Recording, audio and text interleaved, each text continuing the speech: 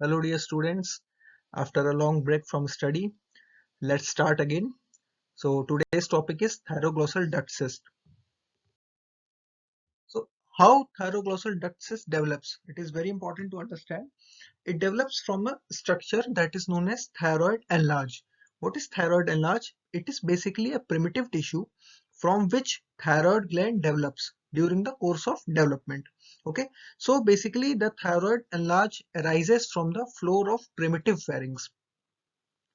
While with the due course of development, the thyroid enlarge develops into two parts. First is upper end, second is lower end, and there is a stalk that connects these two ends, upper and lower ends. The lower ends develop into two future thyroid lobes, that is right lobe and left lobe.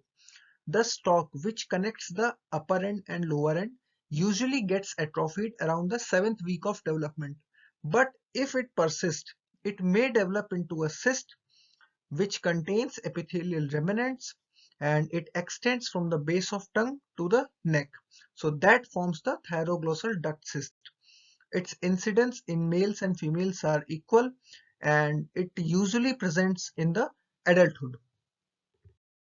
So here in this image, we can see this is a classical picture of thyroglossal duct cyst in a patient. So this is how it looks in clinical presentation.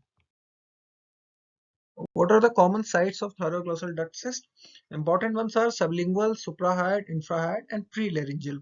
Basically, the thyroglossal duct cysts are lined by columnar epithelium and they can have functional thyroid tissue which also secretes colloid. What are the important symptoms that patient will have? Patient will present to us with a midline neck swelling. Most of the time it will be painless. It will be painful if the cyst gets infected. Okay, so infected cyst basically gets enlarged in size and this enlargement may also lead to dysphagia. There can be discharge from the site only if there was any previous attempt of incision or drainage was done. What are the important signs?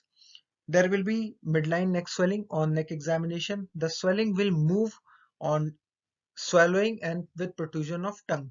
There is an important sign that is known as hood sign. It is a very important clinical sign. Why it is named as hood sign? Because the appearance of the lesion resembles like a hood of snake. Why? Because there will be retraction or pulling of skin upwards because it is attached to the foramen cecum. So that is why this looks like a hood of snake. So it is named as hood sign. Discharge can also be present from the sinus opening. It can be serous clear fluid or it can be purulent discharge. And on examination, there will be transillumination seen in the thyroglossal duct cyst. So these are few important signs. This is a classical image of hood sign. This does not exactly look like a snake hood, but this somewhat resembles with it. So that is why it is named as hood sign.